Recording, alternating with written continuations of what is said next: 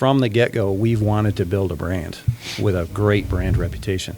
That only comes from longevity. Now, we compete with brands that have been in existence for 25, 30, 50 years sometimes. And you can't buy the level of expression and reputation that time gives you. There's no way to do it. So the only way you can do it is to maintain the utmost level of quality, consistency, and durability for a likewise investment. So you have to offer advantage to compete with people who are leveraging the advantage of longevity. Because as we had the conversation about, they're very quick to point out any deficiencies in your product. Big Buck Registry's Deer Hunting Podcast, episode number 236. Blake Davis, Exploring Expedition, an Archery Study. Support for the Big Buck Registry and the Deer Hunt Podcast comes from Hunter's Blend Coffee. Awaken your hunt with coffee purchased directly from farmers around the world, creating jobs and alleviating poverty. Hunter's Blend Coffee, we're hunters too. Black Ash Outdoor Products reduce your risk of tree stand suspension trauma with a Tree Stand Wingman, the Tree Stand Emergency Descender System. The Enforcer, take control of your odor footprint with your personal ozone generator. Covert Scouting Cameras, remote cameras for hunting, wildlife, and security. The Horny Buck Seed Company, it's all about the freshest seed. Morse's Sporting Goods, a full line of sporting goods without the sales tax. And Big Buck Merch. You can get a cool, high-quality Big Buck t-shirts, long-sleeve t-shirts, and hoodies. And show support for this podcast by visiting www.bigbukregistry.com/MERCH.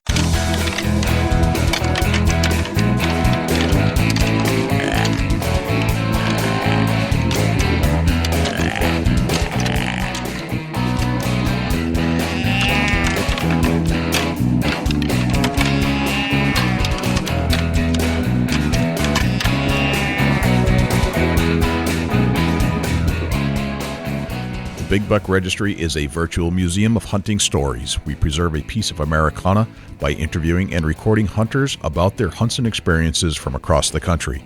And who knows, maybe we'll learn a thing or two along the way that'll help us take our hunt to the next level. This is Henry Moncrief from Alstead, New Hampshire, and you're listening to my favorite podcast, the Big Buck Registry. This is John Eberhart. I've been hunting out of the saddle since 1981. I'm about to listen to my favorite podcast, Big Buck Registry, Deer Hunting Podcast. Hello everyone, this is Ulrich Orskov from Orskov Hunting, and you're about to listen to my favorite hunting podcast, the Big Buck Registry.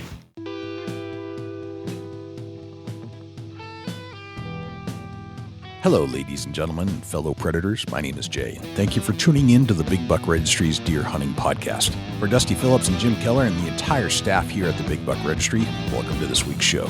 There are a couple things I'd like you to do for us if you could. If you would, please check us out on iTunes. Subscribe and leave us a review. With your help, we're going to try and push this show up the iTunes charts.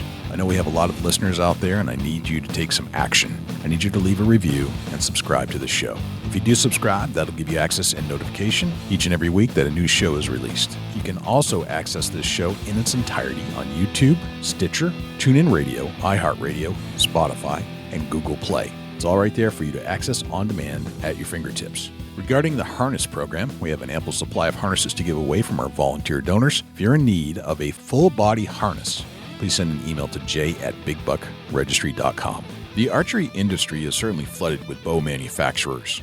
There's not much to dispute there. So if you're going to get in, you better be darn good.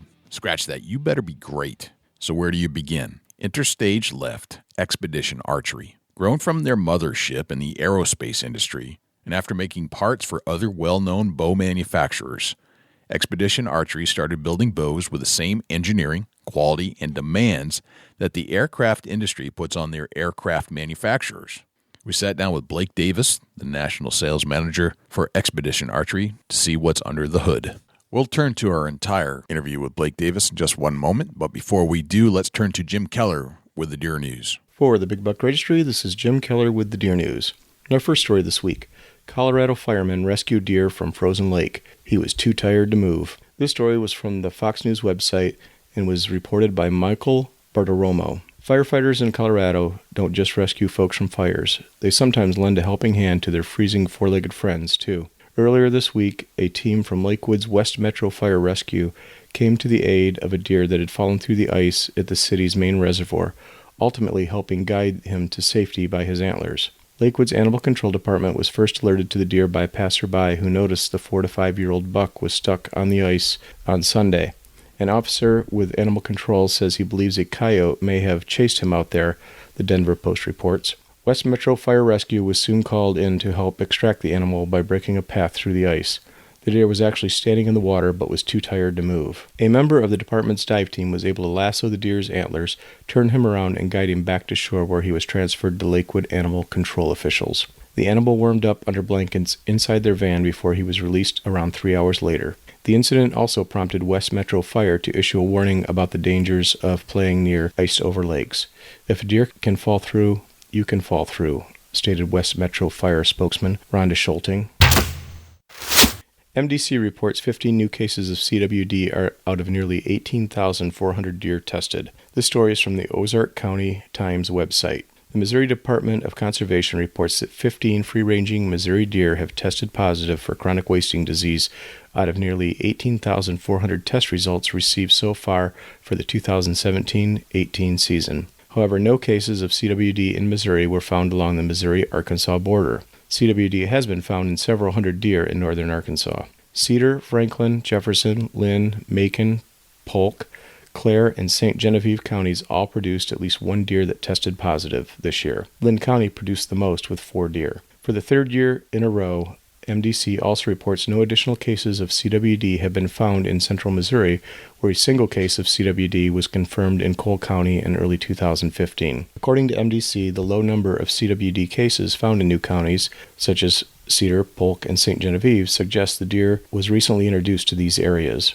MDC also reports mandatory sampling is proving to be critically important in finding new cases in new areas, and additional testing and thinning of deer in the immediate areas where cases are found is helping to limit the spread of the disease. The 18,400 test results MDC has received so far include nearly 16,000 samples collected from hunter-harvested deer during MDC's CWD mandatory sampling efforts November 11th and 12th. Results also include about 2,400 tissue samples collected for CWD testing throughout the state over several months prior to the mandatory sampling weekend and after the mandatory sampling weekend. The 15 new CWD positives bring the total number of CWD cases detected in free-ranging deer in Missouri to 57. Adair, Cedar, Cole, Franklin, Jefferson, Lynn, Macon, Polk, St. Clair, and St. Genevieve counties have all produced CWD positive deer. Macon County has produced the most with 25 deer testing positive. For more information on samples submitted for testing, results received and pending, and cases of CWD in Missouri,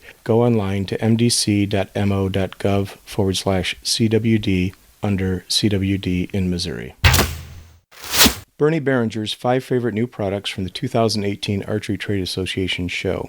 This story is from OutdoorHub.com and was written by Bernie Barringer. Indianapolis was the site of the 2018 Archery Trade Association, the ATA show, the second week in January. As usual, the 3-day show was huge with lots to see. By invitation only, everyone who's anyone in the business of bow hunting converges on the place, including archery shop owners, high-profile and low-profile TV hunters, manufacturers, celebrities who bow hunt, and of course, media folks. So here are Bernie's 5 most interesting and useful new products that were introduced at the show this year. The Wise Eye Smart Feeders. The feeder has a camera on it and it recognizes the animal that is approaching it. They call it species recognition. So you can set the feeder so the doors open and expose the food only for certain animals. For example, you can set it to open to feed deer, but when a hog comes along, it won't open. In fact, if you want to repel non-target animals such as coons, bears, and hogs, you can set the feeder so it transmits an electric shock to repel them. The Raven in-arrow tracking system. A transmitter fits inside your arrow and is activated upon the shot. It sends a signal that is picked up by a digital direction finder so you can walk right to the arrow. The unit transmits up to 5 miles. Of course, the system only works if the part of the arrow with the transmitter is still in the animal. The Low-Down SD Card Viewer. A tablet with a 9-inch screen and a built-in SD card slot that loads the photos 3 times as fast. It also allows you to manipulate the photos and save or delete with the touch of a finger. The viewer also has an HDMI port which also connects it to a television for viewing pictures. It will retail for about $200. Jarman Zero Bow Sight. This was absolutely the talk of the ATA show, not just because of the remarkable new technology, but because of the $1,000 for a bow sight price tag. It has no pins, just a screen in the window of the sight. When you look through the sight, you will see a red dot with the green directional arrows surrounding it. When the green arrows surround the red pin, you hit the button on your bow's riser and it calculates the distance and angle in a split second and puts a green dot on the screen where you should aim. Out on a limb camera arm, it mounts above the hunter and the camera hangs from an arm that swings in any direction. The head has tensioning dials, so the camera stays in place after you get it where you want it. It moves really smooth and takes the choppiness out of moving the video camera around while following an animal or panning up and down or side to side. It's one of those products that makes you ask why someone hasn't thought of this before. Retail is $799. Honorable mention: the Tree Stand Wingman Emergency Descender System. The reason the Tree Stand Wingman is relegated to an honorable mention is due to the fact that it wasn't introduced as a brand new product at the show. It's been around for about a year, but it's one of the safest and easiest ways to protect yourself from a tree stand fall. Rather than bring you to an abrupt halt when you hit the end of the safety harness line, it slowly lowers you all the way to the ground. It can also be used to pull tree stands and gear safely up into the tree. In Bernie's opinion, the $115 made in the USA Tree Stand Wingman may make the traditional safety harness fastening system obsolete. Jay, Dusty, and I might add one more product to this list. Check out our YouTube channel for our review of the Primos Double Bull Surround View Blind. You won't believe it. That concludes this week's edition of the Big Buck Registry's Deer News. Special thanks to Daniel Applebaum and Tim Dones for both providing leads on stories this week. For links to the stories featured this week, please check our show notes at www.bigbuckregistry.com. If you have any ideas for future topics or have questions about any of these topics, please email me at jim@bigbuckregistry.com. For the Big Buck Registry, this is Jim Keller with the Deer News. Well, thanks to Jim Keller for the Deer News. Without further ado, here is Blake Davis. Blake Davis, welcome to the Big Buck Registry's Deer Hunting Podcast. How are you, my friend? Good. Thank you for having me. Well, it's psyched to talk to you. You got a pretty cool brand over there. We think we do. It's a unique story. It's a great product. I've got my whole evolution with the product was recognizing the potential that lied in the brand and the manufacturing. Yeah. So it's been a cool story for me to kind of live through and be part of and be an influencer on how it developed and Nice. praying to God it would. So I want to get into the entire evolution of the brand, the company, and everything you know about your experience with the company and the size and all that stuff. But before we get there, I want to talk about you. Where are you from? I live in upstate New York. I'm an upstate New York kid. I moved back there. I've lived in a few different places, but I always seem to kind of wind up back home. Yeah. Grew up in dairy country in upstate New York. Sure. My family historically worked for Remington Arms, so I've been around the outdoor industry No for kidding. a long time. Okay. And just kind of been a student of it, lucky enough to learn and be around good people that taught me a lot more than just the products. Right. So when I was 40 years old, I kind of made the decision a little recklessly that I wanted to go into the outdoor industry and drag my wife and kids kicking and screaming. You and I are the same age, by the way. Yeah, that's good. I made that leap of faith going into the podcast industry, the hunting outdoor podcast They industry. say you get older and smarter. I question that sometimes. So. I appreciate you taking time to go through all this. So hunting had to be part of your life with Remington in your life, and being in dairy country, and you had to be a hunter. I am part of that generation where hunting and fishing were a lifestyle thing. We didn't have the electronics. We didn't have the confusion. I grew up where literally I could walk out my door and go fishing, trapping, hunting. Oddly enough, my family really doesn't hunt. But we all kind of have an inner spark that sends us out there to catch a fish, trap a mink, Right. kill a deer, Yeah. whatever we do. And Yeah. I just followed that. It was very formative. It was my escape from working on dairy farms and Yeah. I hear you. and being forced to work. So yeah, it's a lifestyle. It's always Right. been a lifestyle. Right. I've never walked away from it. And it's most of the people in this industry don't get into it because Yeah. it's you're going to retire the CEO of a Fortune 500 company. It's Yeah. because it's what we love to do. So Your escape to the outdoors to break away from some of the dairy process reminds me of Nikki Boxler. Remember we talked to Nikki Boxler? She's from New York, runs a dairy farm, and she escaped hunting. yeah. That is, sometimes you grow up in something, the dairy industry is grueling.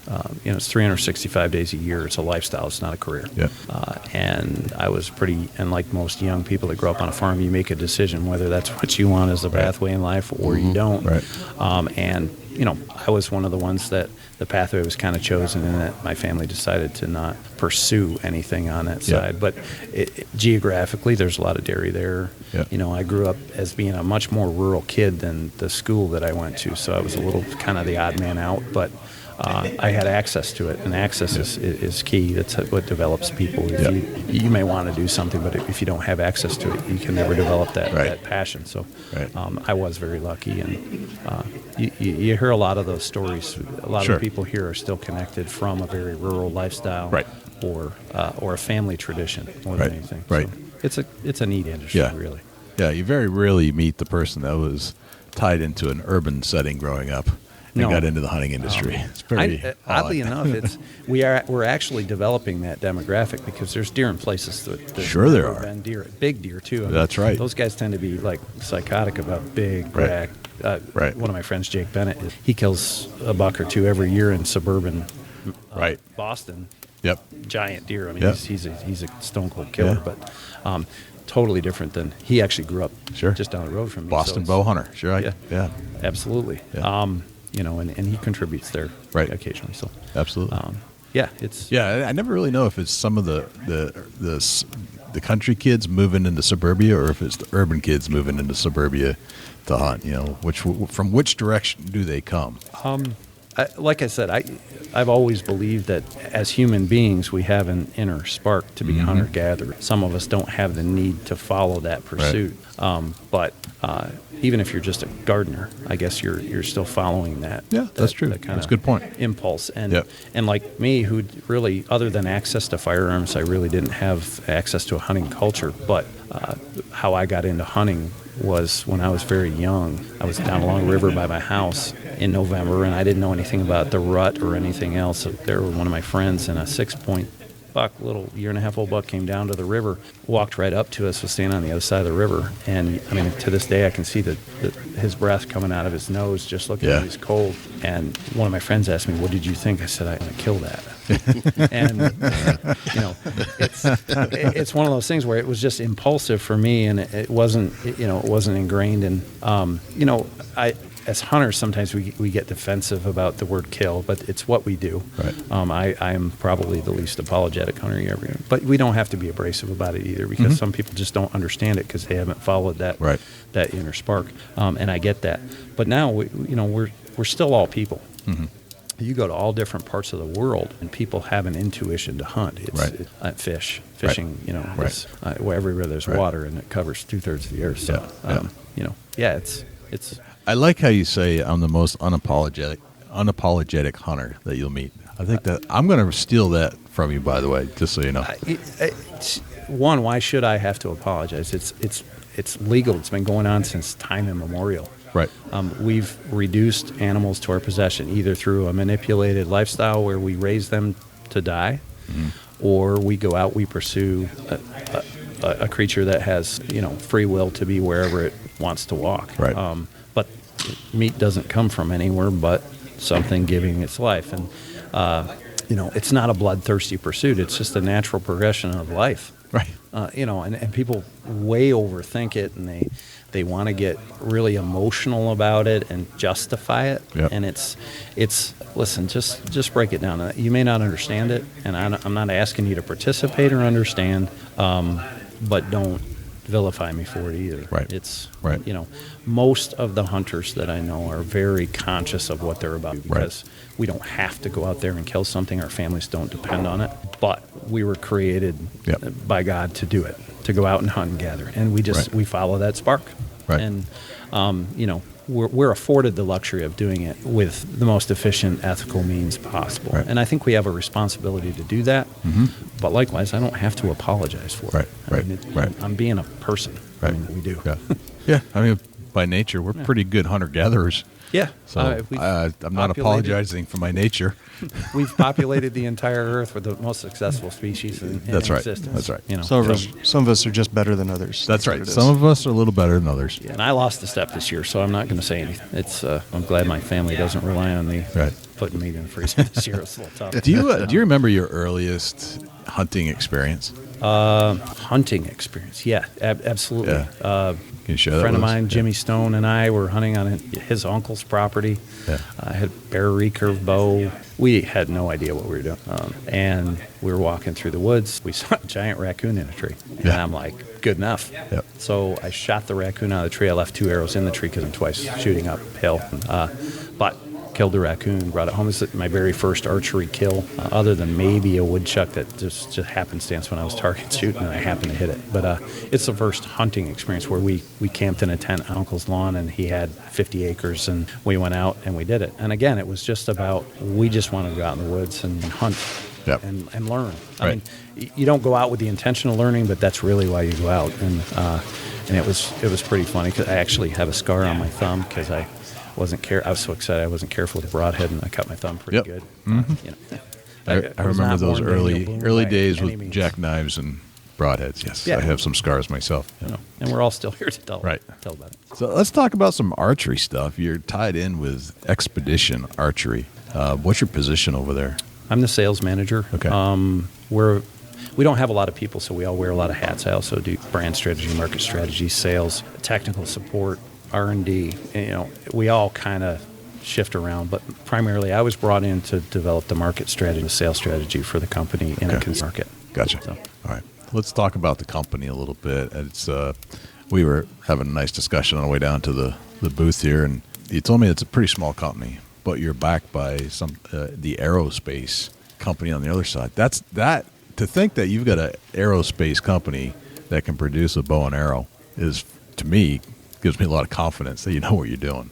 Yeah, it's kind of like going to the county fair with your big cousin behind you. You're right. You don't have to worry about getting in a fight. You got it covered. Yeah, I got backup. Yeah, we're good. If I get in trouble, he's coming. Yes. right. That's why we have Dusty. Parent company is a 49-year-old aerospace manufacturing company.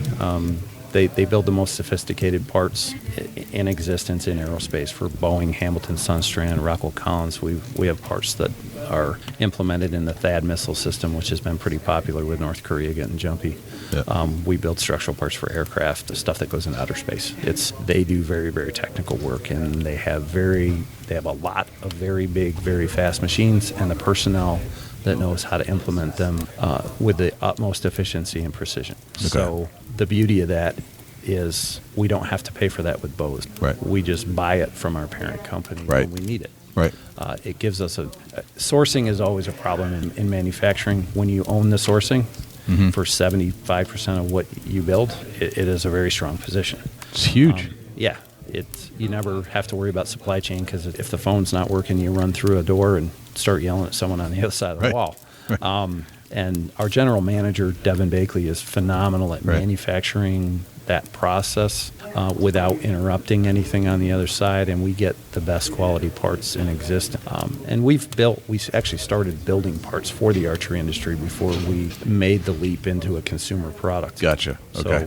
So, ultimately, if you break it down to a base level, our parent company is a job shop. Right. You know, they're a source for Right. high quality, Right. aerospace parts. Right. But so them supplying us, we're just another customer. Right. We pay them like they don't own us, and we have to work through the structure. Sure. Yeah, It's- there's still a system, and you have to have checks and balances on the books and all that stuff. but it's a lot easier. But it's a heck of a lot easier. Yes. Yes, So- it is. It's all in house. Right. Yep. So, what even made that leap from aerospace to archery? Why would that even occur? It's kind of, we're all a product of the exposure that we have in life. And Yankton is an archery town. It's the head, the National Field Archers Association is headquartered literally right across the street from the plant. All the guys that work at Xpedition, essentially, the key component guys, we're all bow hunters and archers. Our original owner, Tom Burnett, he owned the company 2007, 2008. With the economic downturn, there was some hesitation as to what was going to go on in the aerospace industry, whether that was going to trickle down into air travel or defense spending. Right. So smart business people always look for alternative markets. Devin went to Tom and said, hey, I'd like to go to the Archery Trade Association show. I think there's some space here for us because the machines we have, it's relatively quick work. We can turn things fast. We're used to on-time delivery for aerospace companies. So I think we can do a good job here. And he came home, and after that, they were building for, I think, 3 or 4 different archery companies. Okay. The big players, too. I mean, we bid work for most everybody in the industry. They've at least looked at the capability. Don't need to say names, but yeah, you can imagine that. And then Kevin Strother, who is our cam designer, works on our bow design with us. He came to Devin and said, with all the advantages you have you ever thought about bringing a product to market? And Devin, again, and said, we think there's some space here. We'd like to explore it. What do you think? They gave us the initial funding. The rest is history. So, Gotcha. Was there any pushback from the companies you're already making parts for? No, essentially as a all too often in business, we're all so busy with doing what we do. As long as our on-time delivery from our suppliers is good, there's no competition between what you're doing. Obviously, you don't want to do work for everybody that's competing for the same parts or bid them. But and archery was completely separate. So no one in aerospace was really playing archery market. It was a good secondary market. There wasn't a lot of exposure from a capital investment. We didn't have to buy a lot of things that we weren't already buying. Yeah. It just worked well. So, and if it didn't pan out back then, the initial investment was not to cripple the company. So it was kind of a good test market too. Gotcha. Yeah. So, but the company itself is pretty small. You said what, seven people? The archery division is 7 people. Right. The applied side is 180 employees. Right, yeah, not that side. Huge, just the archery side. It's a small division. By controlling our manufacturing, we can do a very lean model of just-in-time delivery is the manufacturing model. I'm not really a manufacturing guy, but that's don't carry more inventory than what you need. Utilize your sourcing to keep you in a good part stream and manage that part stream well. Deliver a bow on time to the market without having to carry a ton of inventory, because if you carry a ton of inventory that doesn't sell, it costs you a lot of money. Your cost of goods sold just escalates very quickly.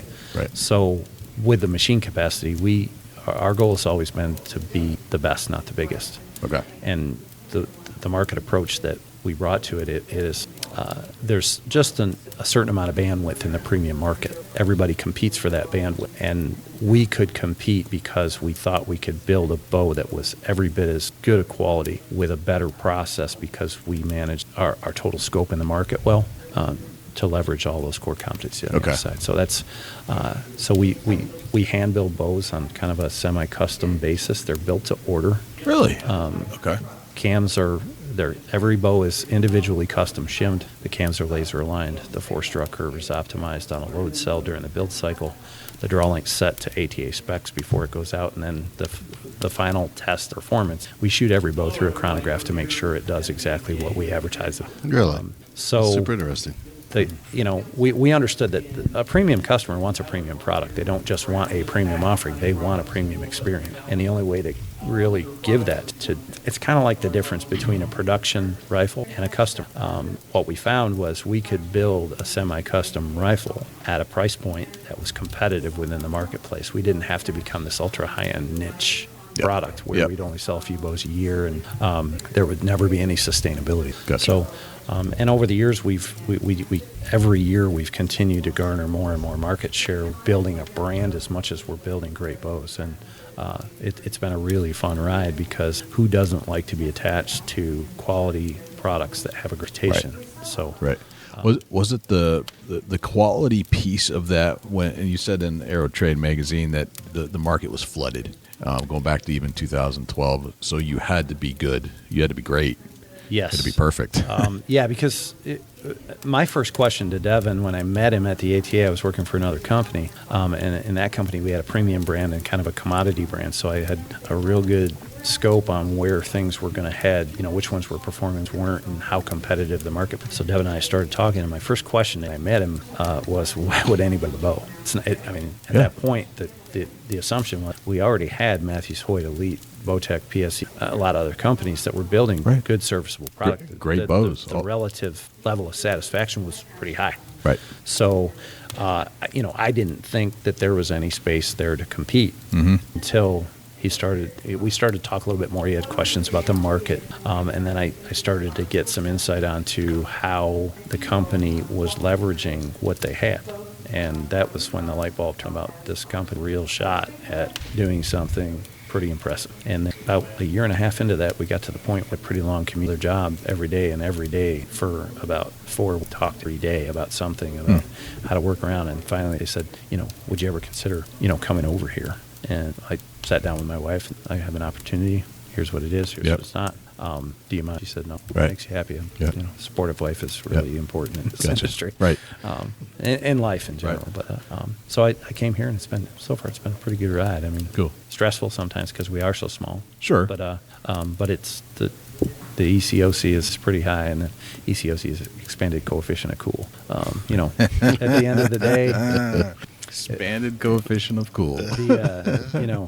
At the end of the day, I sell bows for a living. It's not like I'm curing cancer, and it's really fun. It's a dream job for a lot of people. It's a dream job for me. Right. So where does the excellence start? So we're in the aerospace industry. We think there's an opportunity. We're making some parts for some of the higher end bows already in the market space. How do you decide I'm going to make a great bow? Where does that process start? One, you have to have the capability in engineering and design. Okay.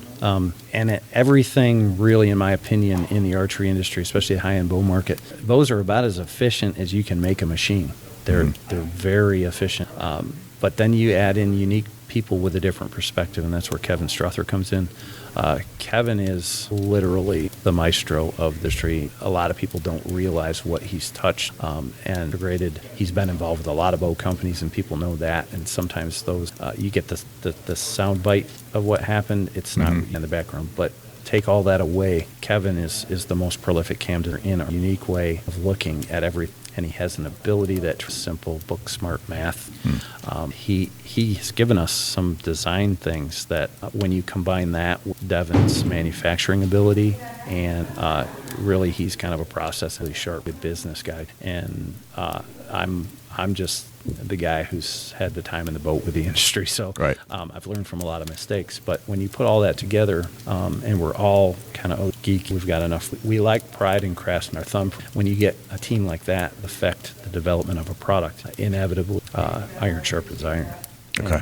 And the sum of the parts is greater than the whole. Yep. You got to have products, personnel, and process. I mean, people talk about it all the time. Your products have to be good. Procedures have to, the process to do them, and the personnel that implement has to be dedicated to the same task. Gotcha. But once you get that funneled, you have, it's kind of like upper echelon athletes or anybody who's in the top. They have certain personality traits, ownership mentality. They assume responsibility. Gotcha. They don't want to be the weak link. Yep. We're a good team.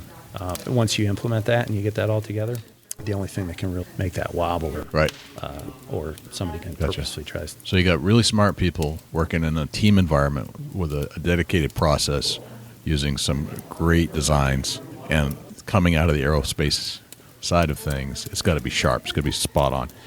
We had a good conversation with Dave Graham yesterday about some John Deere. I think they were machinists were looking at the process behind the bow. Like they're going to pick up and notice certain things about the end product. You want to discuss what they had found? Yeah, Dave has a friend who is a machine parts inspector. Machinists are machinists. They think the same. They have the same cues. They look for the same things. And they can analyze something and tell you whether it was simply made or whether it made at a level. His friends from the bows, the machine work on the incredible, and that comes just from the blessing we have and the capability. The machines we use are bigger, stronger, faster. They vibrate less than the typical archery machine. So it gives us, again, he had the process, the people behind it. It's just refined. Gotcha. That was Dave's buddy. People who know manufacturing machining look at our parts and say, okay, just job shop stuff. Yeah. Gotcha. You guys want to get into some of the core aspects of the bows themselves, like materials. You guys are making strings too? No, that's one of the outsourced Okay, processes. that's good stuff to cover. So Dusty, you want to kind of pick it up from here and get into some of the nitty gritty of the bows themselves? Yeah, absolutely. How do you go about designing a bow that's made for the hunting market? Not only the target market, but there's a certain aspect of a bow that implies to a hunter. Yeah, you've got market influence where there is a demand based upon a concept that you have to be cognitive of. You can't just build what you want and hope that they understand the advantages. We take a different, I always talk about a purpose-driven approach to everything. Every bow in our lineup, from the short axle to axle performance bow, the Explorer SS, that was designed not to be just a short bow. It was designed to be the best performing short axle to axle hunting bow on the planet. So where that comes from is there's a market demand for, as ground blinds become more popular, as elevated blinds become more popular. And let's face it, most of us hunt whitetails. We don't carry our bow very far, but we're in confined trees, relatively close distances. So the old adages of longer bows are more accurate, blah, blah, blah, blah, blah, it really is a moot point because we shoot deer 25 yards away from in thick cover. So we have suitable accuracy. Now, the flip side is we always take that one step further and so, well, why does a short bow have to be that? So the first is defining product. Everybody wants a short axle bow. Right. Well, we're not going to build just a short axle bow. And is there any perception about that category we can change?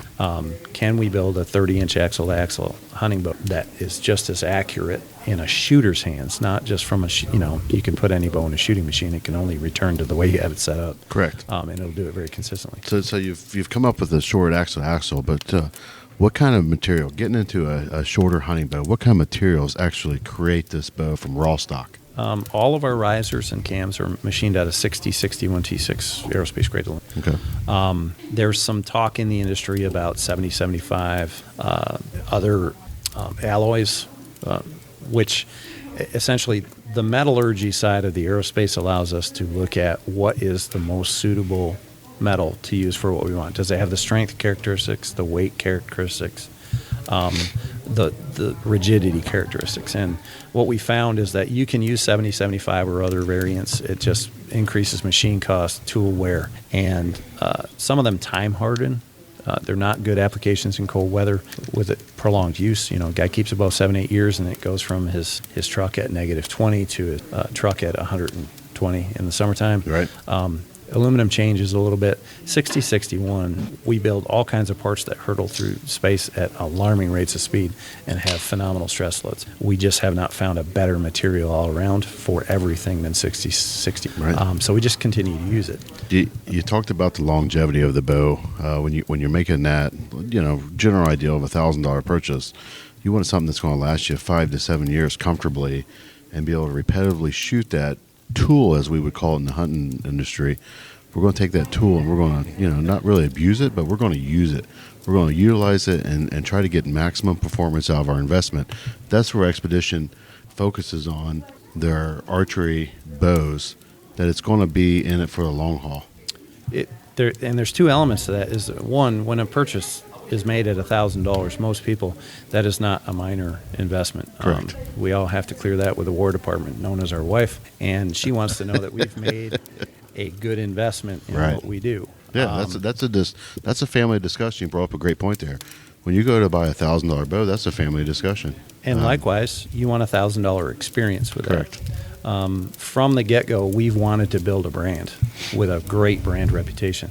That only comes from longevity. Now, we compete with brands that have been in existence for 25, 30, 50 years sometimes. And you can't buy the level of expression and reputation that time gives you. There's no way to do it. So the only way you can do it is to maintain the utmost level of quality, consistency, and durability for a likewise investment. So you have to offer advantage to compete with people who are leveraging the advantage of longevity. Because as we had the conversation about, they're very quick to point out any deficiencies in your product. That's right. Or any potential deficiencies in your product. Yep. So you got to build it better. And likewise, the satisfaction that comes from if you buy a bow and you're very happy with it, and you get to shoot it for 5 years and you're not constantly maintaining it or fixing broken parts or anything else, the likelihood that you're going to return to that brand, literally can be generational. You look at automobiles, if your dad drove Ford, you're a Ford guy. Right. It's very difficult to push those norms. And likewise, if you're very satisfied with the product that you bought, it did everything that you wanted it to do, and there was no hiccups, caveats, or anything else, you're likely to go back to that brand and say, hey, I was really happy with the last one. Let's see what you got. That again goes back to our development strategy. We don't like new for the sake of new. If we can't do it what we feel is the best or better than what's currently on the market, we're not going to play in that sandbox. So that separates you from a lot of others. And likewise, by not having to support the infrastructure to have to come out with something new just to garner enough placement in the industry to maintain things, maintain our infrastructure, it gives us that flexibility to do things a little bit differently than everyone else in the market. All right, let's take a coffee break. And when we come back, we'll get into how you test the bows in different environments. Folks, I want to tell you about one of the best cups of coffee I've had in a long time. We met up with the Hunter's Blend coffee guys at the ATA show in January. One of them is a longtime listener of the BBR, and Hunter's Blend Coffee is now our new sponsor.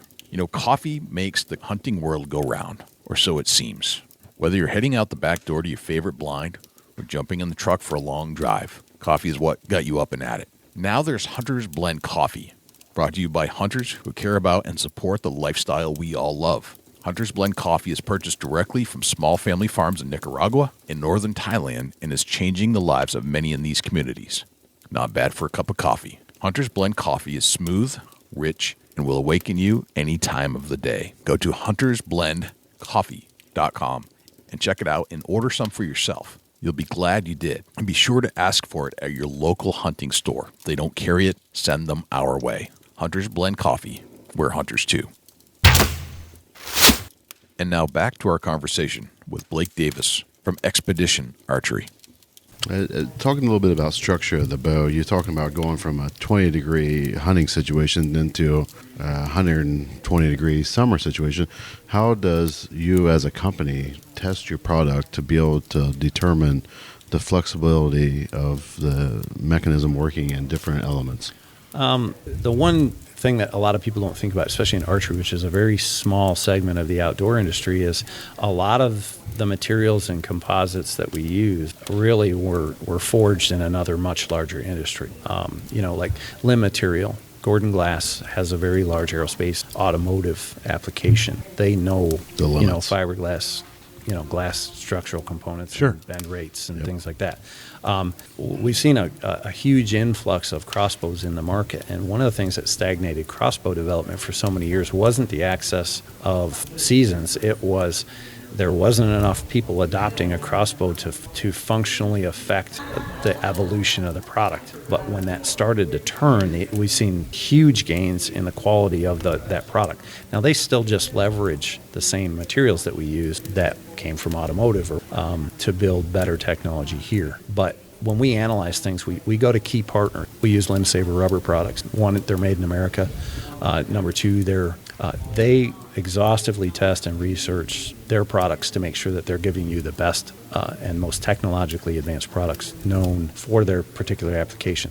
Now, they leverage, again, they're an aeronautics sound dampening, so they leverage what they learn over there to apply it to the harmonics that come in guns and bows and things like that. Gordon Glass builds phenomenal. They build for most of us, and they have a absolute bulletproof product. Our limb failure is infinitesimal. So that ties into the aerospace background that the company already carries. You're finding the best partnership on your limbs and materials that can be just as reputable as the aerospace, making parts for your bows. Yeah, I tease a lot that it's really hard to dumb down my aerospace guys and it's not to say that the archery industry isn't sophisticated, but the elevation that they have to function at, the level of precision and durability and process, our parent company is both ISO and ASO certified. ASO certified is aerospace standards, and aerospace standards, ISO 9001, not to diminish it at all, but it's a baseline. Mm-hmm.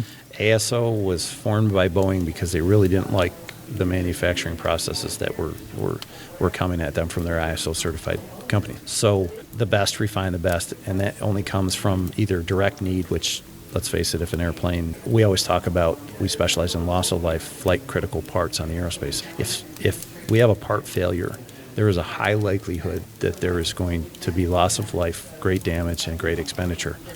It's a huge risk to put an airplane. And the aeronautics industry has done a great job of having backups for backups for backups, analyzing everything to death, and adopting a zero failure policy as much as that is possible in a machine.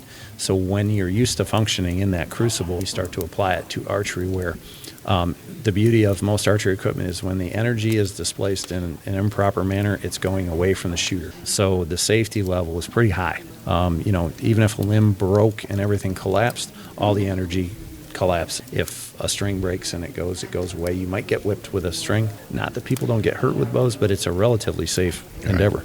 But if you take that attitude from the ASO and apply it to aerospace, they just never kind of get out of that mindset. So it's you have to bring them there. It's like, guys, I always do drive an attack with a sledgehammer. Stop. There you go. That makes completely sense though, because they're already on that zero tolerance of machine work or engineering paperwork that's going in to be reviewed or getting your licensing to produce that product, and you apply that to a piece of archery equipment. That there's no room for error in something that small and not really that high of risk. Yeah, when good enough isn't good enough, right. That's the level that you function at. And we have that, and we don't have to coach it in. It's kind of it's cultural with the guys on the other side. So right. Very good. It's can you run through and just tell us what different bows that you would offer?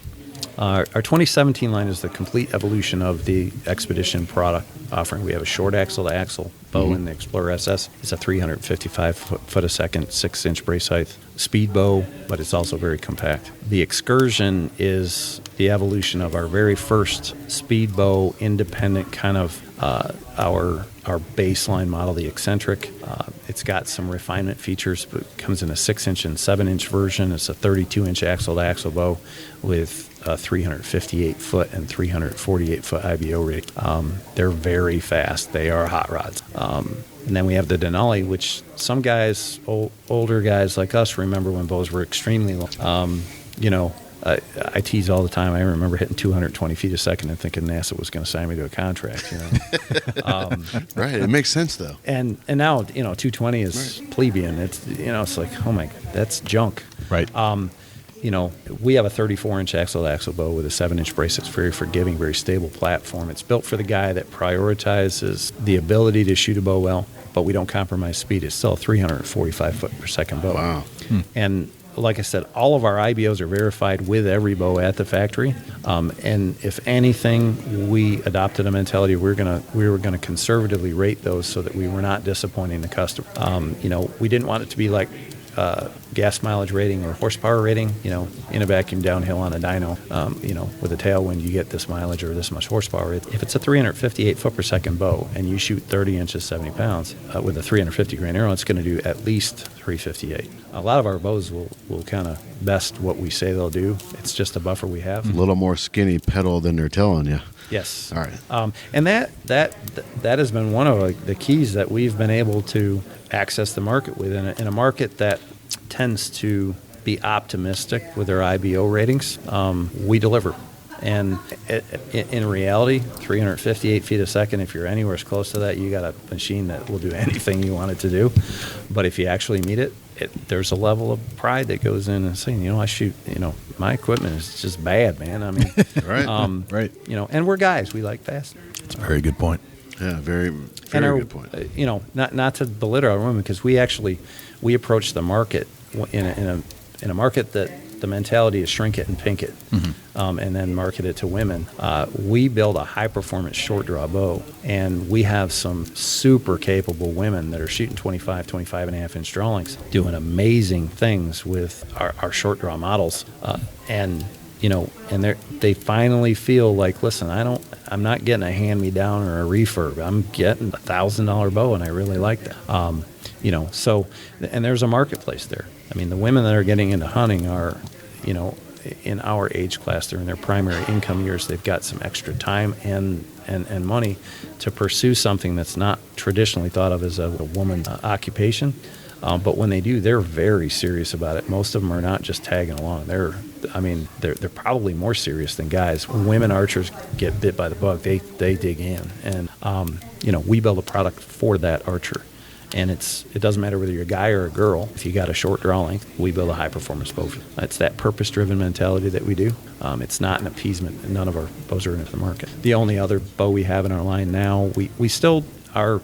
In 2015, we came out with a 36-inch bow that goes out to a really long draw length. It's called the Perfection. Mm-hmm. And it was a great 3D crossover hunting bow, but it's also the only bow that still goes to 32.5 inches. Some really, people are getting bigger, and there's some really long draw lengths out there. We don't catalog it, but we still build that bow just for that. It's a great, you get a big guy, he looks he's got a 30-inch axle. That's good. Kids yeah. And they don't. That's a good visual right there. It's not about how you feel or how you look, it's how you feel. Yeah. And likewise, short bows, one of the hard things with them is getting enough draw length out of them. And so it's unique in that Explorer SS goes all the way out to 30 inches, which will fit 95% of the Most archers. And it goes down to 25. Yeah. But the Perfection will go out to, those Shaquille O'Neal guys, 31, 32 and a half. And they don't, we didn't just make a cam that worked to give a long draw length. We built a bow that would for the long draw. And then we have our Perfection XL, which is the Evo, a target bow, which has some, that is probably the most technologically advanced bow that I know I've ever had in my hands. And it's kind of like understated elegant. Look at it. It is super, super refined, and it really leverages the culmination of what Kevin's capable of doing in riser and cam design, and melting it with our analysis capability on how we're going to manufacture that, how we make that riser better, how are we going to distribute the stress that's inherent in every riser and do it better. And we've been able to do that and keep an $1,109 MSRP in a $700 MSRP world. So we're real excited about that one. Because it really is. It's going to give us I hope it's going to give us an evolutionary platform that's going to trickle back down to the hunting that is just, we'll be able to refine things even better in the future. So, we're not just sitting still. We're always looking. Okay, we did that. That stunk, but we accomplished it. Right. And trust me, there is a large archive of failed or there has to be non-continued right? concepts. You're not going to nail it. No. You got to trial and error as part of the game. Right. Go ahead. No.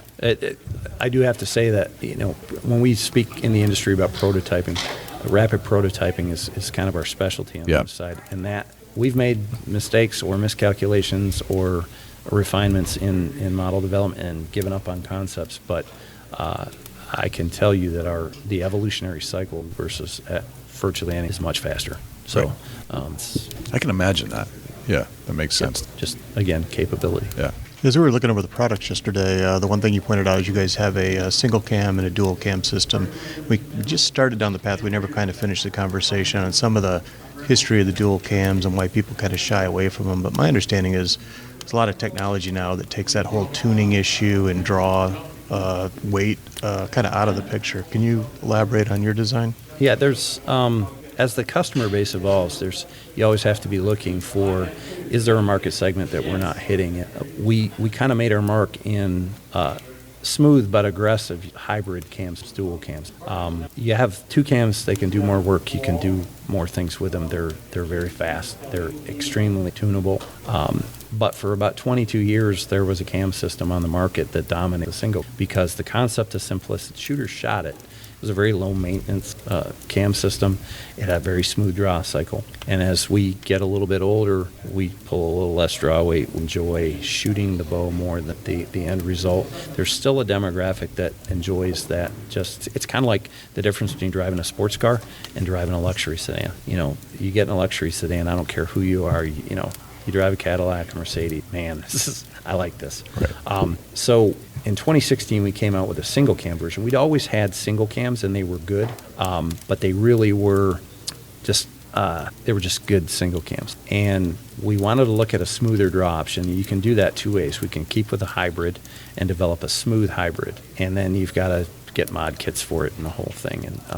And then there's some confusion sometimes in the market. So I started ghosting on some of the Elite was touting shootability, and Matthews had a bow that the switchback that was kind of iconic. And it's the guys that have it. They're almost, but they all say on both sides they love the draw cycle. It's just fun to shoot, but gosh, they're a little bit slow and really heavy. We could just get a bow outlet. So that was our concept. And Kevin came back with a single cam design that we had some questions on how to manufacture it. So Devin, manufacturing guy, goes over to the manufacturing side and says, oh no, this whole cam to keep everything the same. You're going to have a higher level of precision, modular adjustment, anything else, keep that smooth draw. So we came out with a single cam, and the market kind of yawned and said, single cams are for kids, $399 bows. How are you going to sell a premium single? And I kind of hedged my bets on that one. Model that was specific as a single cam. If it didn't bite, we weren't going to kill a whole classification.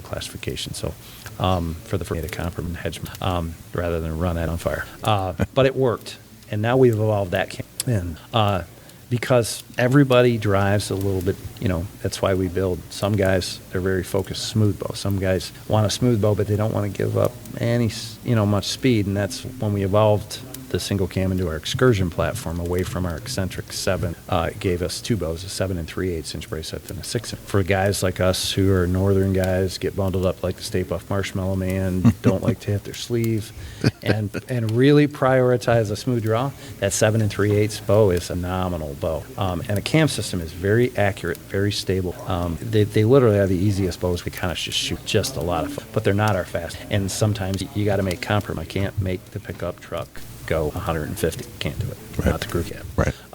And it really, I always call it the pickup truck. The guy that just wants to pick up a bow. That's the do thing in the world to tune. Huge range of draw length adjustment, cam, simple module change and stop. You don't have cam sync. Right. So that's why we have the single cam. Our 6 inch is one of our most popular. I'm a hybrid guy, but when we came out with the exception, we had it on my back porch. I've never Robin Hooded more arrows off my deck. And guys are they're recognized. Hype is hype and everything else, but the market is, we've eclipsed technology. Now I can really pick one. Yeah. I don't have to, this is what fits best. Gotcha. Very cool. Conceptually, our hybrids seem a little bit more technical. Mostly that's because I can explain them, but that's my fault. They can do things that other cams can't, but they're not really. They're definitely different and definitely an improvement will draw stuff, but they're still just a hybrid, and they function as parts. So, but we've refined it. We think we have the most tunable hybrid on the market. Very cool. Let's get into a memorable deer hunt. Honestly, my favorite bow hunt ever was the year that I just started with my former employer, Copper John and Stan. What year was this? That was 2012. 2012. 12. Okay.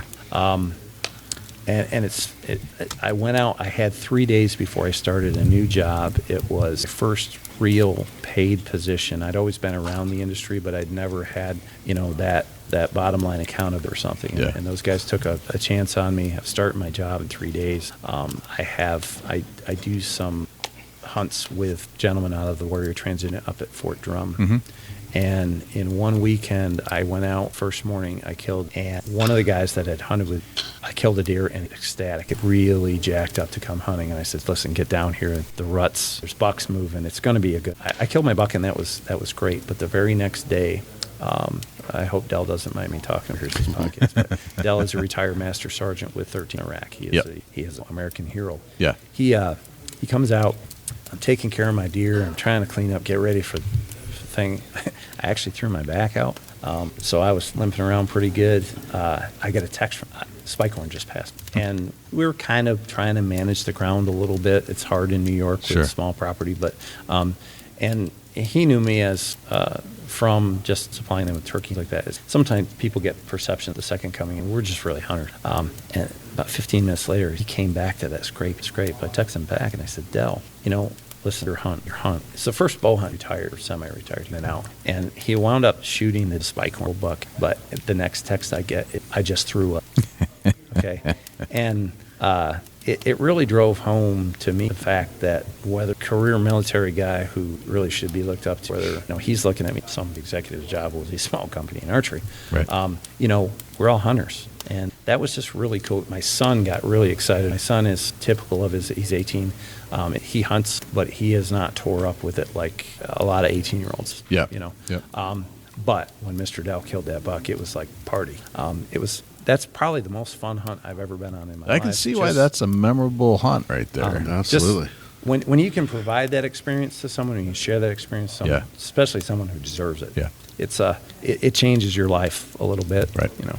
Right. So I'm with you. it was that was probably my most fun. Yep. I've killed bigger deer than that other deer. Yeah, but sometimes it's not the biggest deer that gets the nod on the memorable hunt, though. and it was that deer was more of a motivation for him than it was for me. I was happy with it. Don't get me wrong, but it was a nice buck, but it wasn't the biggest buck I ever killed. Right. But that motivation and the turn of events that happened in the next 2-3 days, and he and I have hunted every year on Veterans Day weekend since then. So, and he's brought other people in, and we've had other great hunts, but that was really the catalyst. That's just, to me, that's the coolest hunt I've ever been on. That's awesome. Very cool. Blake, we're going to go into about every show we do 10 rapid fire questions. Okay. And just do the best that you can with them. We haven't talked to you about them or asked you anything about them, but I'll start with number one. What's your number one hunting tip? Have fun. Very good. Hunt. Don't overthink it. We all got this one item that we cannot go to the woods without, or we feel naked if we get there and we don't have it. Other than your firearm or your bow, what would be one item you would not be able to hunt without? And it's more superstition than anything, but it just seems if I don't have an extra pair of gloves, Interesting. I always seem to lose one. Makes sense. Even if it's in my pant leg, I always seem to lose it. And so just make sure you have extras of everything. Very good. But gloves are very important. Question number 3. What's your biggest pet peeve in life? In life, people that do not value other people succeeding. Very good. Blake, I'm going to ask, I'm guessing you're over 40 years old. So with the Blake of today, knowing what you know, what would you tell the 20-year-old Blake? Oh, God, don't be you. I was definitely a little, fast and loose when I was 20. It's, listen, my life's my life, and, you can't go back and change it. Right, But, absolutely. I look at, the success I've kind of achieved later in life. But, again, I'm the same. I think I would have that. I had an experience I shouldn't when I was 20. Right. Question number 5. You're at a hunting convention in a hotel lobby or getting on an elevator to go to the convention or back to your room. Somebody asked, hey, Blake, what do you do for a living? How do you answer that? I work for an archery company. I sell bows. Very good. I work for Xpedition Archery. That's the answer. One of my favorite questions, number 6. What did you have for breakfast this morning? I didn't have breakfast this morning. Very good. I eat very little at trade shows for some reason. I don't know, it's a tournament, but Right. You get a blank billboard on the side of a major interstate in New York. It's a blank canvas. What would it say? smarten up, people. Really. Very good. It's not about you. We gotta change. Right. Makes sense. Mm-hmm. Number 8. If I say the word successful to you, who's the first person that pops in your mind and why? Successful. God, I can't pick one.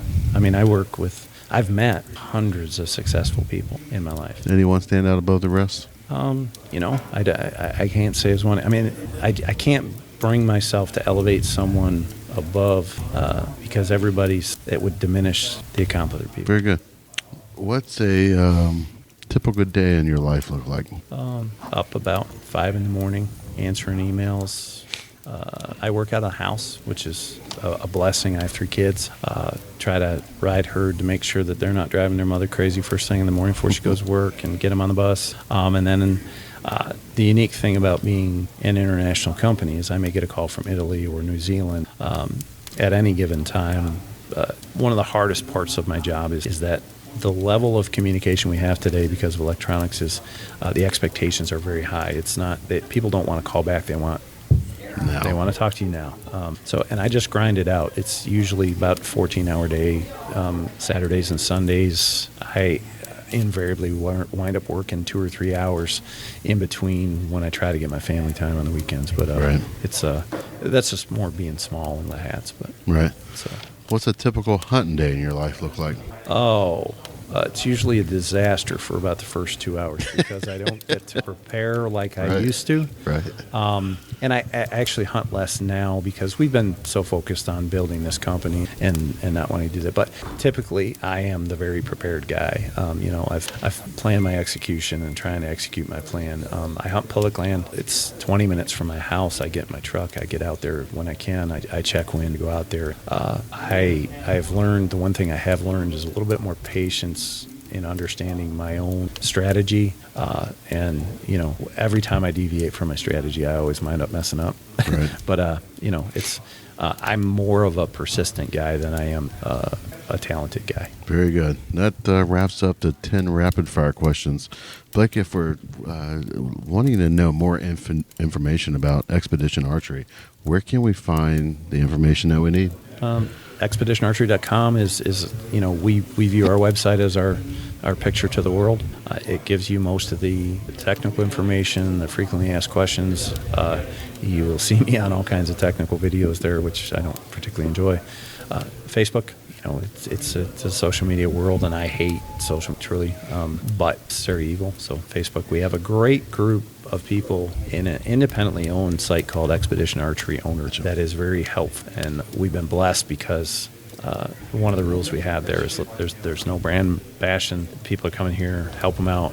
It's not a sale thread. It's not anything. And the one thing that I'm probably happiest about, I can't be proud about it, is that our community of Xpedition Archers has really built a good resource that is viewed to be separate from the company and is separate from the company. That for the brand loyal Expedition shooter. Very good. Excellent. Oh yeah, that was a great show, Blake. And yeah, thank you for diving deep on that. It's fascinating what you guys are doing over there. Absolutely, we Precision alone is just mind-boggling. It's fun. I mean, in the end, this industry can be super difficult. Right. I mean, it eats people alive. Right. And good people wind up in bad situations because it's discretionary income. No one has to have archery equipment. It's very economy sensitive, and we can actually we're kind of in a point now where we're hurting our own economy, but we've put a lot of product into the market, and so you wind up not only competing with the new product from people, but you compete with leftover discounted inventory, and the modern commerce model really exacerbates. You can go to eBay, you can go to Archery Talk, you can buy brand new bow, good quality variant, just because they have to trade market now. Right. It's the biggest struggle that we're going to fight. That and as I said, getting kids to participate in archery and exposing them to bow hunting. The easiest way for us to lose our voice as hunters and fishermen is to not be accepted in society, and that's only going to come even if you don't have the participation. You can have the positive exposure. So take a kid hunting and fishing. Take them out, even if it's on a nature walk, and just explain, why am I going here? We're walking back here because I've done that a couple of kids' exposure. Right. Even within my own family, they don't. They don't. My brother-in-law doesn't fish. My nephew, our house, very different. Yeah. So. Yeah. Awesome, Blake. It's been an honor and pleasure having you on the show, and thanks for stopping by. Thank you, guys. I mean, it's kind of cool. I'm not a very digital guy, and Dave said, Dave's kind of giving me the background. You guys have done very, very well for yourself. You should be proud. Thank you. This is not an easy sphere to garner influence. There's a lot of competition for you guys, too. Absolutely. And everything that I think is great. Keep That's good. Work. Sometimes we don't get that feedback, but thank you for sharing that. I really appreciate Blake Davis sitting down with us at the ATA and telling us about Xpedition Archery. It's an archery company that has been on our radar for a little while. We've heard lots about it. We've heard about the engineering that goes into it, and not just in the company side, but in the manufacturing side as well, the aerospace industry. So you got to think that if you're building airplane parts, you're already in business building parts for other bow companies, then you might as well start one yourself because you know it's going to be good. If you're building an airplane, you gotta believe that you can build a pretty darn good bow. A fascinating story about the company. Definitely high quality items they're putting out over there, and I like that they're small and nimble. One of my favorite aspects of any company is when they don't get too big. Dusty, do we have a Chubby Tines tip of the week? Yeah, Jay, we got a Chubby Tines tip of the week this week.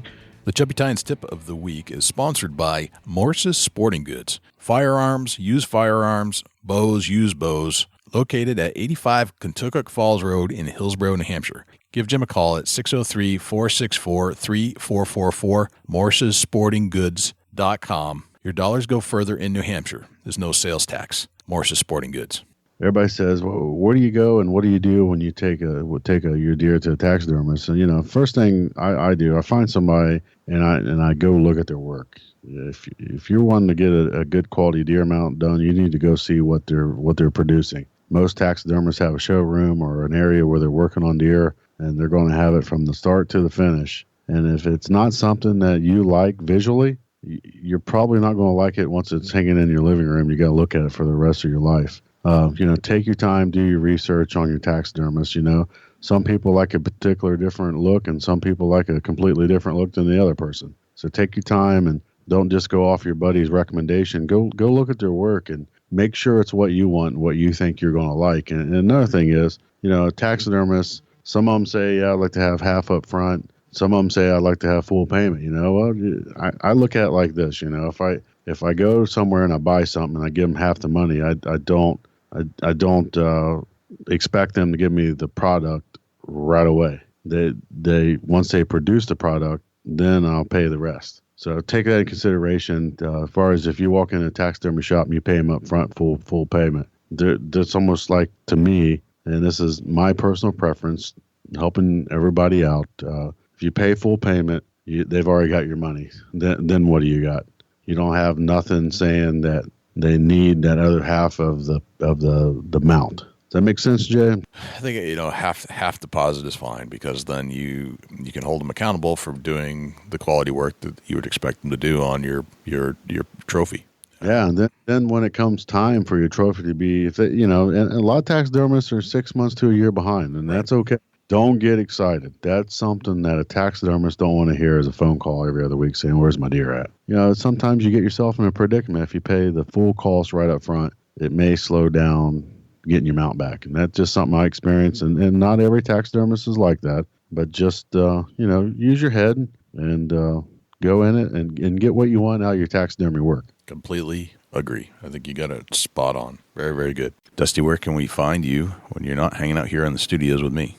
Shoot me an email, dusty@bigbuckregistry.com. You can look me up on Instagram and Twitter @ChasingAntler, Facebook.com/Chubby Tines Outdoors. Jay, where can the people reach out to you, or you're not on the mic? Likewise, you can shoot me an email, jay@bigbuckregistry.com, and you can visit us on Facebook, facebook.com/bigbuckregistry. We're also on Twitter, which is twitter.com/bigbuckregistry. We're also on Instagram, instagram.com/bigbuckregistry, and YouTube, which is youtube.com/bigbuckregistry. On YouTube, you can listen to all of our podcasts in their entirety. As far as videos are concerned, it's a boring video, but the audio content is there, so you can actually listen to our podcast. You can also listen to all of our live shows that we've done on Thursday nights when we do them, and we've gone back and re-interviewed a lot of our previous guests we had on the show just to put a face to a voice, let's put it that way.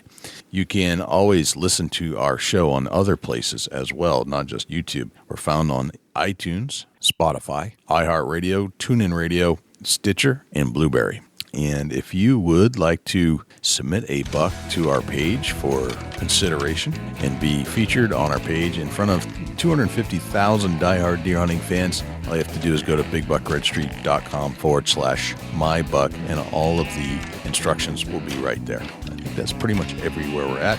I think that's a wrap, Dusty. That's a whole lot of big buck, Jay.